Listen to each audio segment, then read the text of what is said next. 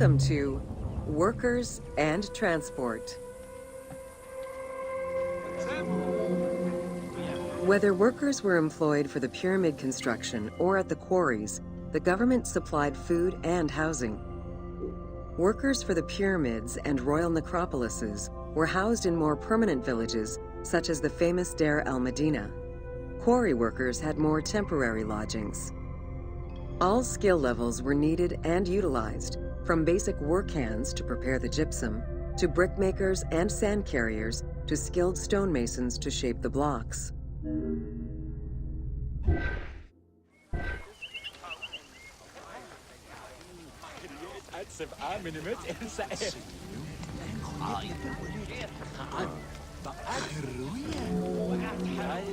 Skilled architects and engineers were employed year-round, while support labor were often farmers who worked on the quarries or construction during the Nile's flood season.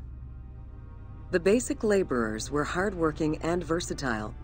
Many may have been farmers who joined the construction during the off-season. Hieroglyphs found in the work villages listed assigned job titles.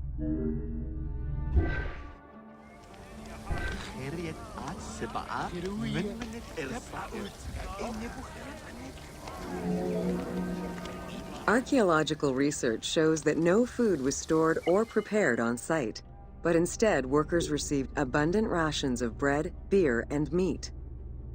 These rations were taken care of by an administration outside the village. Medical treatment was also available for those who were injured.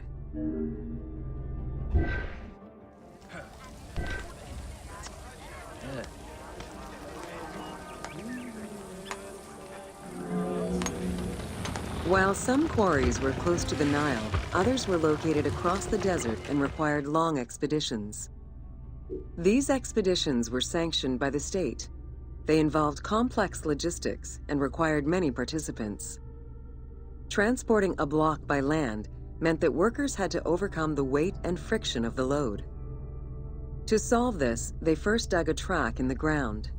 This path was sometimes reinforced with rails upon which a sled, used to ferry the blocks, would be pulled.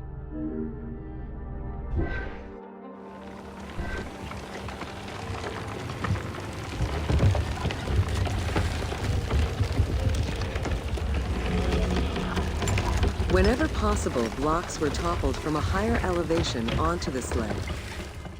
Workers then poured water onto the clay at the front of the sled, creating a slick surface to more easily move the load.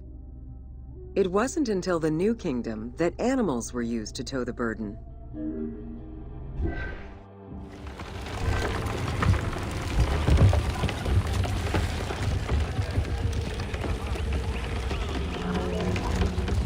During flood season, the Nile was at its largest and deepest, which allowed the transportation of the heaviest and biggest loads. Quarries close to the river had troughs dug out to deliver the stones to the shoreline. Harbors and wharfs situated at the river's edge allowed the transfer of materials and supplies.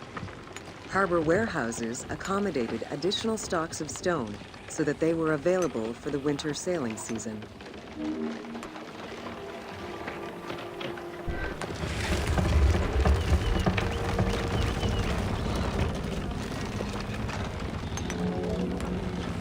The Uwadi el-Jarf papyri detail a limestone load intended for the Khufu pyramid that weighed in at 70 to 80 tons, or 30 blocks.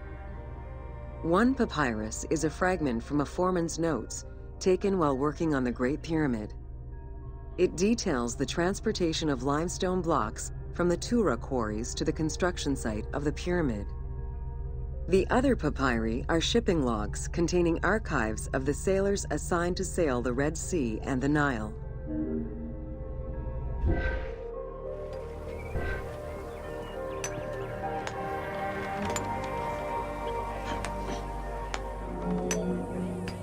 Stone cargo generally weighed 15 tons per boat, amounting to roughly 6 or 7 blocks per trip. For heavier loads such as obelisks, monolithic pillars, or gigantic statues, larger boats were used. These transports are the ones typically showcased on temple walls.